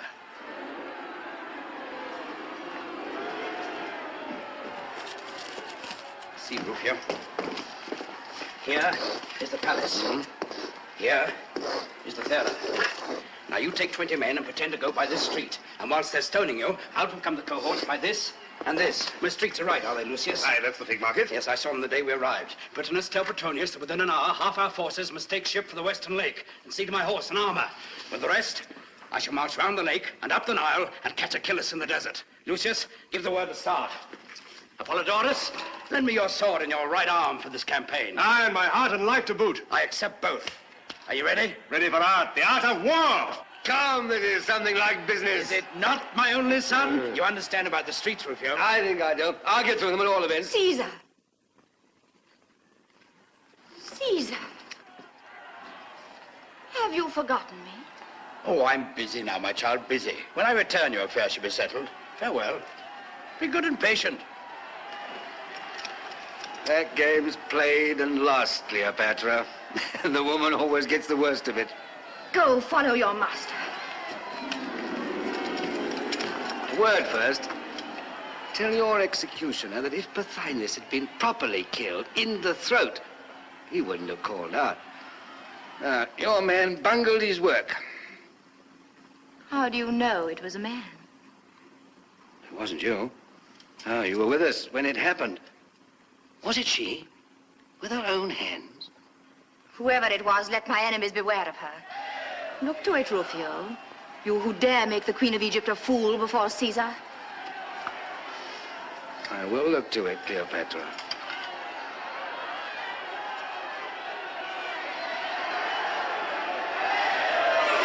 Let's teach these Egyptians how to fight and how to run. Eh? And then, home to Rome!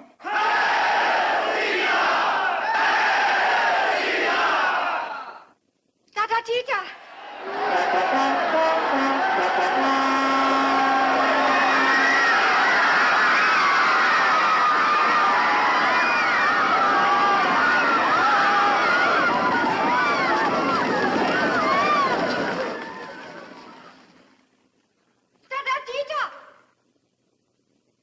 It is dark and I am alone. Come to me. Tatatita!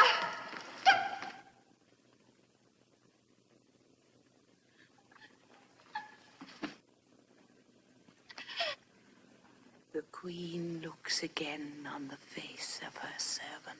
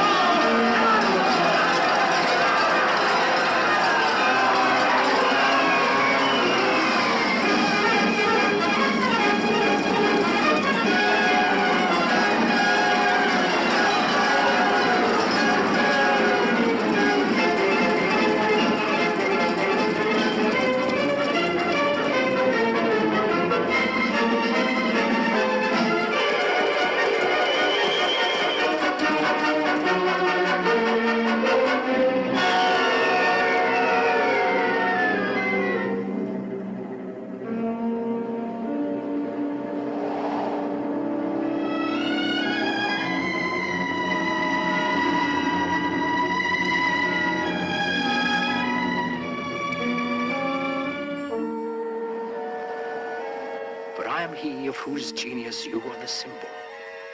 Part brute, part woman, and part God. Here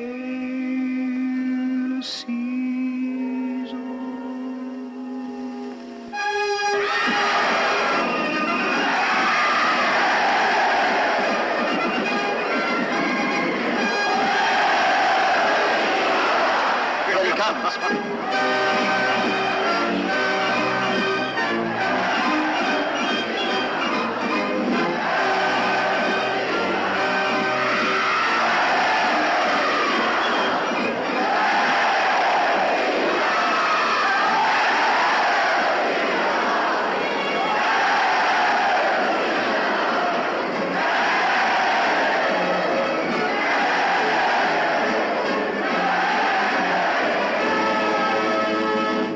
ship awaits me. The hour of Caesar's farewell to Egypt has arrived. And now, Rufio, what remains to be done before I go? Why, you've not yet appointed a Roman governor for this province.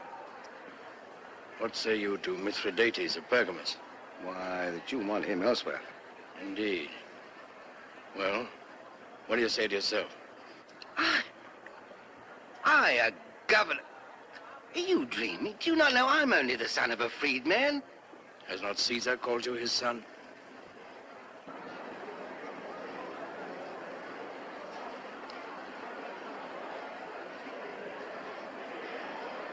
Peace a while there and hear me. Hear the service, quality, rank, and name of the Roman governor. By service, Caesar's shield. By quality, Caesar's friend. By rank, a Roman soldier. By name, Rufio.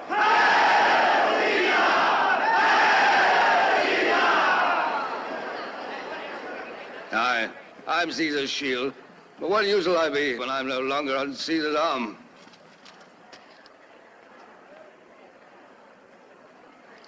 Where is that British islander of mine? Yes, Caesar. And who bade you, pray, thrust yourself into the battle of the Delta, uttering the barbarous cries of your native land? Caesar, I ask you to excuse the language that escaped me in the heat of the moment. And how did you, who cannot swim, cross the canal with us when we stormed the camp? Caesar, I clung to the tail of your horse. These aren't the deeds of a slave, Britannicus, but of a free man. Caesar, I was born free. But they call you Caesar's slave. Only as Caesar's slave have I found real freedom. Well said. Ungrateful that I am, I was about to set you free. But now I will not part with you for 1,000,000 talents.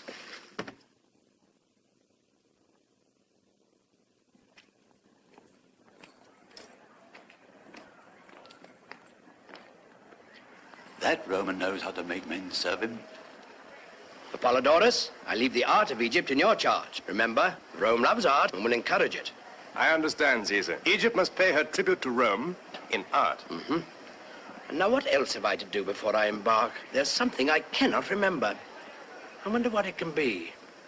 Well, it must remain undone. We must not waste this favorable wind. Caesar, I'm loath to let you go back to Rome without your shield. There are too many daggers there. It matters not. I've always disliked the idea of dying. I'd rather be killed. Farewell, Rufio. Farewell. Farewell, Apollodorus.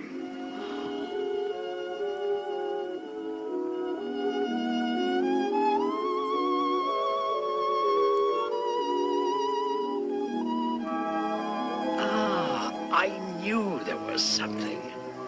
How could you let me forget her, Rufio?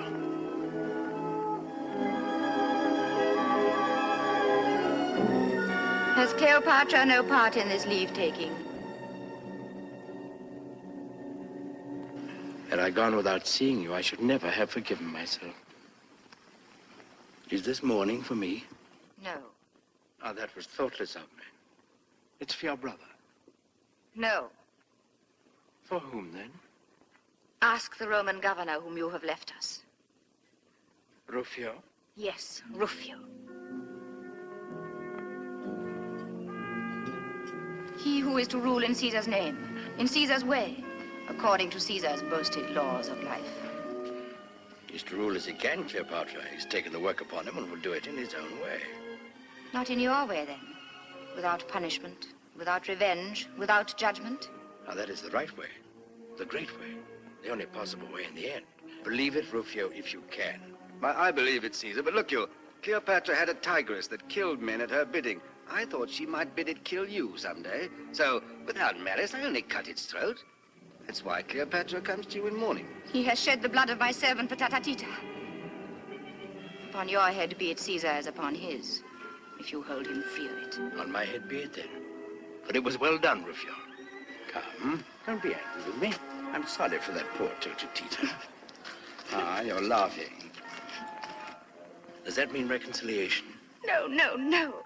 Only it is so ridiculous to hear you call her Tita. As much a child as ever, Cleopatra.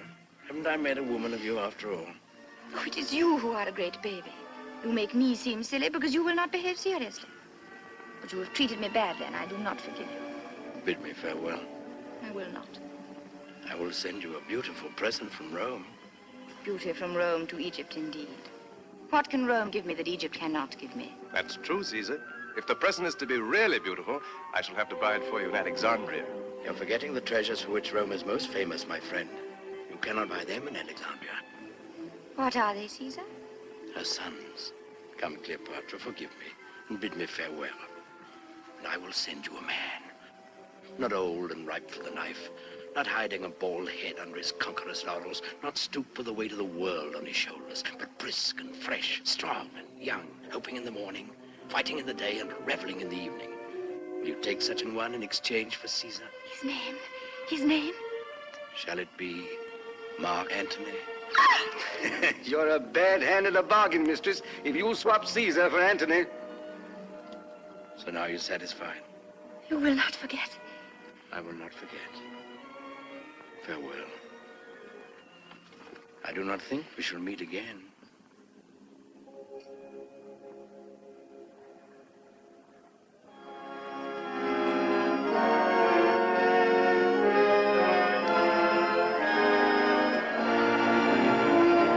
Hail and farewell. Hail, Caesar, and farewell.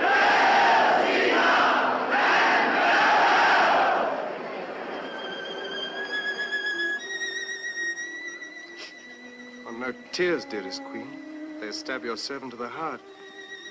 He will return someday. I hope not. But I can't help crying. Just the same.